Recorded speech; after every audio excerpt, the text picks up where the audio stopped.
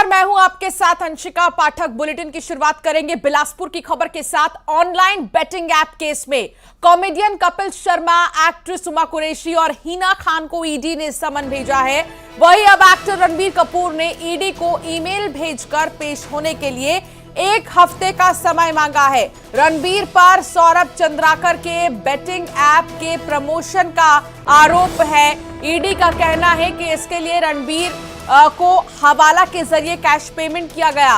Actor से ED जानना चाहती है कि इसका प्रमोशन कब से कर रही है, इसके लिए किसने संपर्क किया और पेमेंट किस मोड में मिला। ईडी के अधिवक्ता सौरभ पांडे ने बताया कि महादेव ऐप बेटिंग पोर्टल में बहुत सारा पैसा प्राप्त करके और मनी लॉन्ड्रिंग का कार्य किया गया है। उसके संदर्भ में एनफोर्समेंट डायरेक्टोरेट ऑफ रायपुर में 4 लोग गिरफ्तार हैं। अभी और इन्वेस्टिगेशन चल रहा है। इन्वेस्टिगेशन के दौरान पता चला कि उसमें कई लोगों की संलिप्तता है, जिसमें सौरभ चंद्राकर हैं जो कि दुबई में सेटल्ड हैं। इस मामले में बॉलीवुड एक्टर रणबीर कपूर को भी समन जारी किया गया था, जिस पर ईमेल के माध्यम से अभिनेता ने 1 सप्ताह का समय मांगा है। दोबारा समन इशू किया जाएगा और आगे नियमानुसार प्रोसीडिंग की जाएगी। बॉलीवुड की जो सितारे हैं और इन लोगों का बेसिक रोल यह है कि इन लोगों ने महादेव बेटिंग ऐप को प्रमोट किया है, ऐड करके और अलग अलग तरीक़ों से। साथ ही साथ जो भी इन्होंने जो उसमें से जो धन लिया है, ऐसा अभी हमको शक है कि जो धन इन्होंने लिया है वो धन जो है वो प्रॉपर चैनल के थ्रू नहीं लिया है, कैश लिया है और शायद हवाला के माध्यम से लिया है। इसीलिए उन लोगों को सम्मन करके बुलाया जा रहा है ताकि वो अपना एक्सप्लेनेशन दें कि महादेव ऑनलाइन बैटिंग पोर्टल में उनका रोल कहाँ तक था और क्या था, और उनको जो उस काम के जो पैसे मिले वो चैनल क्या था उसका। अगर वो इलीगल चैनल था तो वो लोग भी इस क्राइम के दोषी हैं, और अगर वो लीगल चैनल था, भाई मैं कलाकार हूँ, मेरा काम ही है क्या कहते हैं, अपनी कला जो मेरी है उसके अनुसार पैसे कमाना। और अगर किसी ने वो काम किया है और पैसे अगर सीधे चैनल पे लिए तो ठीक है, लेकिन अगर चैनल गलत है तो फिर वो अपराध का आगम जो महादेव ऐप के माध्यम से कमाया गया था उसका एक अंश उन्होंने भी अपने पास रखा है। इसी के संदर्भ में भी जांच चल रही है और हमने समन इशू किया हुआ है कुछ लोगों को। कौन है और क्या नाम है सर? भाई अभी जो जानकारी है उसके अनुसार जो समन इशू किया गया था, रणबीर कपूर को समन इशू किया गया था। कल उसको उपस्थित होना था, बीता हुआ कल जो है। आज समन इशू किया, उसमें श्रद्धा कपूर को आना था, उमा कुरैशी को आना था, लेकिन ये लोग आए नहीं हैं। इन लोगों ने ईमेल के माध्यम से और आगे के समय की मांग किया है। तो अभी उनके समय की मांग जो उन्होंने की तो है, अब उसमें विचाराधीन है कि उनको समय प्रदान किया जाए कि नहीं प्रदान किया जाए। ये केवल 3 नाम हुए, इसके अलावा भी अभी तक ये जो तीनों नाम के ही समन गया है, तो इसलिए उसी के बारे में जानकारी मैं दे पाऊंगा। बाकी बिल्कुल, उमेश मौर्य हमारे संवाददाता हमारे साथ जुड़ गए हैं। उमेश, एक ऐसा ऐप जिसने तमाम सेलिब्रिटीज के सितारों को गर्दिश में डाल दिया है, और रणबीर कपूर से लेकर उमा कुरैशी, हिना खान, कपिल शर्मा, ये सब ईडी की रडार पर है, लेकिन मेल कर इन्होंने ये कह दिया कि अभी ये पेश नहीं होंगे ईडी के सामने। फिलहाल इस पूरे मामले पर ताजा जानकारी आपके पास क्या है और विस्तार से बताएं ये पूरा मामला।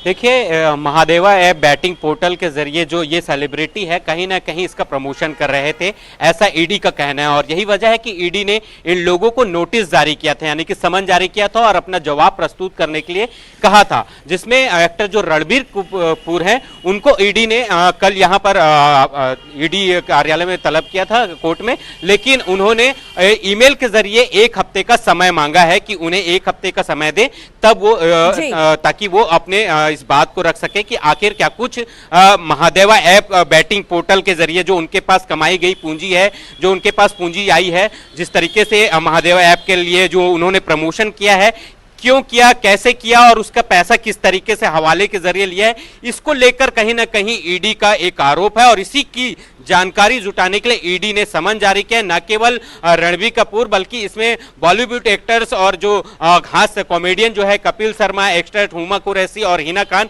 इन तमाम लोगों को समन जारी करके नोटिस जारी किया है ताकि वह इस पूरे मामले को लेकर जवाब दे। फिलहाल कहीं ना कहीं महादेवा ऐप पर लगातार ईडी का जो है वो शिकंजा देखा जा रहा है। हाँ। इसमें न केवल बॉलीवुड बल्कि बड़े बड़े राजनेताओं के भी नाम सामने आ रहे हैं। एक बार फिर से यहाँ पर जो होगा और कितने सेलिब्रिटीज के नाम सामने आएंगे, क्योंकि जिन लोगों ने इस ऐप को प्रमोट किया है उन पर ईडी का शिकंजा कसना तय है। बहुत शुक्रिया उमेश जानकारी साझा करने के लिए। आगे बढ़ेंगे। पूर्व राज्यसभा सांसद और बीजेपी घोषणा पत्र समिति के सदस्य रणविजय सिंह जूदेव ने इस्तीफा देने का ऐलान कर दिया है। न्यूज 18 से एक्सक्लूसिव बातचीत में उन्होंने कहा कि वो बीजेपी घोषणा पत्र समिति और भाजपा प्रदेश कार्य समिति के पद से इस्तीफा देंगे और बिना किसी जिम्मेदारी के पार्टी के लिए काम करते रहेंगे। उन्होंने इसके लिए सचिन तेंदुलकर का भी हवाला दे दिया। रणविजय सिंह जूदेव ने सचिन तेंदुलकर का नाम लेते हुए कहा कि वो सचिन की तरह ही बिना जिम्मेदारी लिए पार्टी के लिए मैच खेलेंगे और जीतेंगे भी।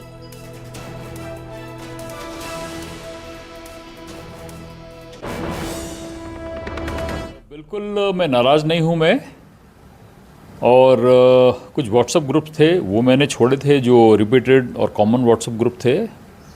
पार्टी की जो समितियां हैं उससे मैंने बहुत पहले, चूँकि मैं समय नहीं दे पा रहा था, रायपुर यहाँ से बहुत दूर भी हो जाता है, तो मैंने निवेदन किया था संगठन मंत्री जी से कि भाई मेरे जगह इस जो दायित्व है उससे मुझे मुक्त कर दें, नहीं तो क्या होता है कि निष्क्रियता का आरोप लगता है। बस एक छोटी सी बात थी। तो अभी किन किन पदों से इस्तीफा दे रहे हैं? जो प्रदेश कार्य समिति सदस्य के रूप में मैं हूं मैं, और घोषणा पत्र समिति में हूं मैं, तो ये दोनों में मैं चाहूँगा मेरे स्थान पर किसी और को रखा जाए। रायपुर पश्चिम से आपने टिकट मांगा था और जो सूची लीक हुई है उसमें आपका नाम नहीं है, तो कहीं ऐसा तो नहीं कि नाराजगी? देखिए, प्रदेश अध्यक्ष जी ने साफ कह दिया है कि जो सूची आई है कहीं भी वो अधिकृत सूची नहीं है, और मैंने अपनी बात रखी थी रायपुर पश्चिम की, क्योंकि मैंने वहाँ से पढ़ाई लिखाई 12-13 साल की है, मेरा निवास भी वहाँ पर है, और मैं अभी मानता हूँ सबसे उपयुक्त प्रत्याशी अगर कोई वहाँ पर है तो राजेश मूणत ही हैं जो सीट जीत सकते हैं। पर मैंने अपनी एक बात रखी थी वहाँ पर, वो पार्टी तय करेगी उसमें क्या करना है। अगर मुझे लगता है पार्टी को भी सरगुजा संभाग या रायगढ़ लोकसभा में मेरी ज़्यादा उपयोगिता है, यहाँ भी लगभग आपकी 20 सीटें हैं, अगर यहाँ मेरी ज़्यादा उपयोगिता है 20 सीटों में, तो मैं यहाँ काम करूँगा, पार्टी के लिए काम करेंगे। बिल्कुल, हमेशा करते आए हैं। 4 पीढ़ी से हमारे जो सुपुत्र हैं यश प्रताप, उनकी 4थी पीढ़ी होगी पार्टी में काम करते हुए, तो कहाँ जाएंगे हम। दीपक सिंह जशपुर से हमारे संवाददाता हमारे साथ जुड़ गए हैं। दीपक, रणविजय सिंह का ये कहना है कि मैं नाराज नहीं हूं पार्टी से, मैं सिर्फ सचिन तेंदुलकर की तरह पार्टी के साथ हमेशा रहूंगा और जिताऊंगा भी पार्टी को भी, पूरी कोशिश इसमें मेरी रहेगी, लेकिन मैं कोई अभी जिम्मेदारी नहीं लेना चाहता, किसी भी तरह की बड़ी जिम्मेदारी। जो जिम्मेदारी उनके पास थी उन्होंने अपने पद से इस्तीफा दे दिया है। अंदरूनी बातें क्या सामने आ रही हैं, क्या मायने हैं उनके इस्तीफा देने के?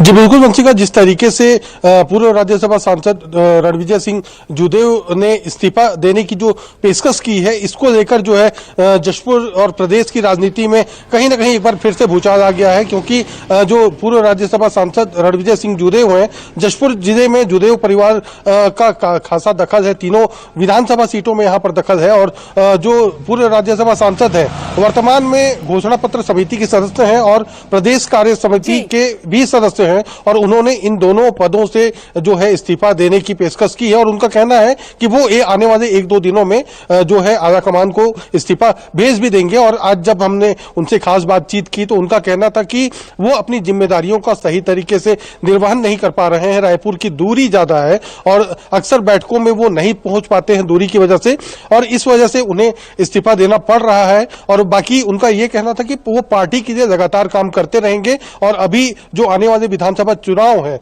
उन विधानसभा चुनाव में उनको जो भी जिम्मेदारी दी जाएगी उन जिम्मेदारियों का भी वो बखूबी निर्वहन करेंगे। लेकिन जिस तरीके से उन्होंने जो है रायपुर पश्चिम से विधानसभा सीट मांगी थी और उसके बाद कहीं ना कहीं एक सूची लीक हुई थी, और उसके बाद अब रणविजय सिंह ही जाने कि उनके दिल में क्या चल रहा है, लेकिन उन्होंने बड़ी बात यही कही है कि सचिन तेंदुलकर की तरह मैं पार्टी के साथ हमेशा रहूंगा और आगे पार्टी को जिताने के लिए हमेशा काम करता रहूंगा। दीपक, बहुत शुक्रिया जानकारी साझा करने के लिए।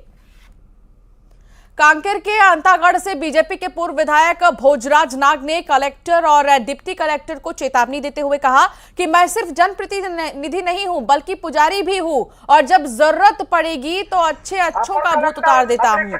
दरअसल बीते दिनों अंतागढ़ के तत्कालीन नगर पंचायत अध्यक्ष से अतिरिक्त कलेक्टर की बहस हुई थी। उसी घटना के विरोध में बीजेपी के कार्यकर्ता भोजराज नाग के नेतृत्व में प्रदर्शन करने पहुंचे थे।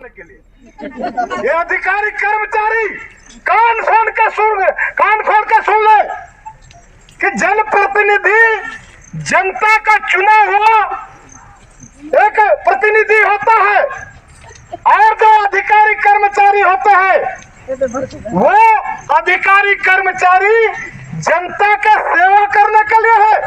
यहाँ एसी रूम में बैठ के कलेक्टर के कुर्सी में बैठ के जनता के टैक्स के पैसे को वेतन लेकर के मौज मस्ती करने के लिए नहीं है। ये बात को कान खोल के सुन लो आप लोग। आपसे पहले कई बार मैं ऐसे अधिकारियों का भूत उतारा हूं और यहाँ के एक पत्र आया हमारे मंडल अध्यक्ष को कि आप नियम कानून के अनुसार धरना प्रदर्शन घेराव नहीं कर सकते, आपको फॉर्म भर के देना पड़ेगा। ये नियम है, वो नियम है। नियम हमारे लिए है, आपके लिए नहीं है। नियम क्या कहता है कि आप सक्षम अधिकारी हैं, आपके कार्यालय में जो भी आदमी आवेदन लेकर के आता है चाहे सही हो या गलत हो, आपको उस आवेदन को अध्ययन करके उस समस्या का समाधान करने के लिए सरकार ने यहाँ बैठाया है। सरकार इसलिए नहीं बैठाया है कि आप खनिज के पैसे का भ्रष्टाचार करो, यहाँ पे लोगों को लूट बचाओ, दादागिरी करो, गुंडागर्दी करो। दुर्भाग्य है इस छत्तीसगढ़ प्रदेश का। यहाँ का तो ये बोल आप सुन रहे थे पूर्व बीजेपी विधायक के कलेक्टर और डिप्टी कलेक्टर को चेतावनी दे रहे थे। आगे बढ़ेंगे, बात रायपुर की करेंगे। तेलीबांधा इलाके से खबर, जहां कार सवार दो युवतियों के बीच जमकर मारपीट हो गई। एक पक्ष का कहना था कि लड़की नशे में धुत होकर गाड़ी चला रही थी और जब इस बात पर उसे टोका गया तो वो गुस्से में आग बबूला होकर लड़ने पर उतारू हो गई और गाली गलौज तक करने लगी, जिस पर विवाद बढ़ गया और दोनों लड़कियों के बीच जमकर मारपीट हो गई। बीच बचाव करने आए एक लड़के की भी लोगों ने पिटाई कर दी। मारपीट का ये वीडियो अब तेजी से सोशल मीडिया पर वायरल हो रहा है। हालांकि वहां पर जो लोग मौजूद थे वो सिर्फ तमाशबीन खड़े थे, तमाशा ही देख रहे थे। हाई वोल्टेज ड्रामा एक युवती का जो शराब पीकर गाड़ी चला रही थी। पहले कहा जा रहा है कि जब उसे टोका गया ऐसा मत करो तो फिर उसने हाई वोल्टेज ड्रामा किया। बीच बचाव करने जब एक लड़का आया तो उसको भी पीटा गया। एक्चुअली मेरे दोस्त का बर्थडे था तो हम वहाँ खाना खाने गए थे ढाबा पे। तो वहाँ पे क्या हुआ, एक ट्रक वाले ने बिना इंडिकेटर देके रोका तो लड़कियाँ नशे में थी, कहीं से आ रहे थे। इन लोग 3-4 लोग थे तो इनकी गाड़ी जाके सीधा गाड़ी से मिल गई, तो बम्फर मिल गया था इनका। तो हम गए कि देखिए क्या हुआ क्या नहीं हुआ करके। तो उसी बीच में ये उसी सामने में थे पुलिस, हाईवे पुलिस थी, मतलब ट्रैफिक पुलिस जो होती है वो थी। वो आए, उन्होंने जब बताया, मतलब उनसे बात हो रहा था तो उनका कॉलर पकड़ रहे थे। तो हम लोग मना कर रहे थे, हम लोग 3 लोग थे एक्चुअली में। हाँ, पुलिस को कॉलर पकड़ रहे थे। तो मैं बोला कि दीदी ये गलत चीज़ है, इनको छोड़ो। तो वो नहीं पता, उसके बाद 3-4 और कहीं से लोग आए हैं और उनसे बहसबाजी हुआ, कई लोग का हाथापाई भी हुआ है। ये मेरे ऊपर रखे और मेरे को ऐसा, मतलब एक लड़की ने मेरे कॉलर को पकड़ के ही रखा था और वो मेरे को पकड़ ही रखी आखिरी। तो मैं बोला मैं ठीक है जैसा भी होगा देखेंगे। तो मैं मेरे को बोले कि ये आएंगे करके पुलिस वाले, मतलब बात कर लेंगे। मैं बोला चलो मेरे साथ में, गलत तो हूँ नहीं मैं वहाँ पे। मैं बोला मेरे पास फुटेज भी, अगर मैं बोला जसबाजी करके जिनका ढाबा है, बोला फुटेज अगर चाहिए आपको तो उनसे ले लीजिए आप। तो ये कहाँ की लड़कियाँ थी, क्या था? वो मेरे को एक्चुअली पता नहीं, क्योंकि मैं भी ये दोस्त का बर्थडे था तो ढाबा में खाना खाने का था जी। तो आपसे विवाद नहीं हुआ था? नहीं, हमसे विवाद नहीं था। वो एक्चुअली वो ठूके हैं तो हम उनको बचाव के लिए गए थे। उसके बाद 2-3 लड़के वहाँ थे तो वो उनसे बहस हो रहा था उनका। तो हम बोले कि रहने दो, अब हो गया है, छोड़ो। तो उनके बाद इन्होंने बोला कि ऐसा नहीं, वो मेरे को पकड़ लिए, मेरे को बोलते मेरे को मारे हो, मैं ये करूंगी वो करूंगी। नशे में थे वहाँ वो नशे में। रायपुर में साल 2018 में एसआई के 975 पदों में भर्ती के लिए परीक्षा आयोजित हुई थी, जिसका रिजल्ट अभी तक घोषित नहीं किया गया, जिससे नाराज छात्रों ने आज मरीन ड्राइव पहुंचकर अपना विरोध जताया है। छात्रों का कहना था कि उन्होंने जो परीक्षा आज से 5 साल पहले दी थी उसका परिणाम अब तक क्यों नहीं घोषित किया गया। परिणाम घोषित करने में हो रही देरी से वो मानसिक तनाव से गुजर रही हैं।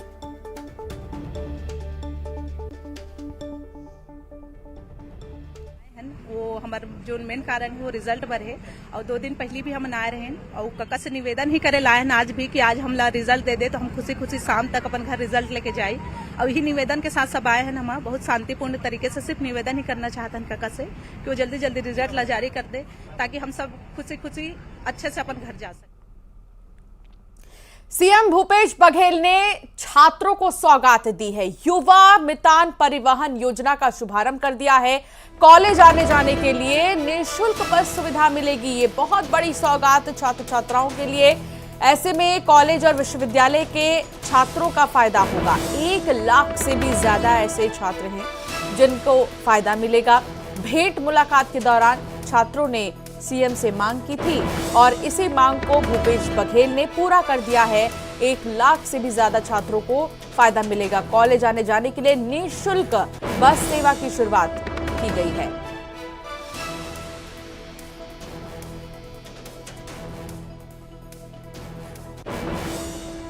तो भेंट मुलाकात के दौरान छात्रों ने सीएम से मांग की थी। बतरा है, मुरिया है, मारिया है, तो जितने भी हमारे जो यहाँ लोग इस भाषा का प्रयोग करते हैं, है ना, तो उसमें जो मातृभाषा में पढ़ाई होना चाहिए, ये शिक्षाविद कहते हैं। तो हम लोगों ने उसको बढ़ावा देने के लिए प्राइमरी में उसकी व्यवस्था भी की है, पुस्तक भी छपा है। अब उसके टीचर भी भर्ती करने की बात कही गई। बुलेटिन में फिलहाल इतना ही। आगे भी खबरों का सिलसिला जारी रहेगा। आप देखते रहिए न्यूज़ 18।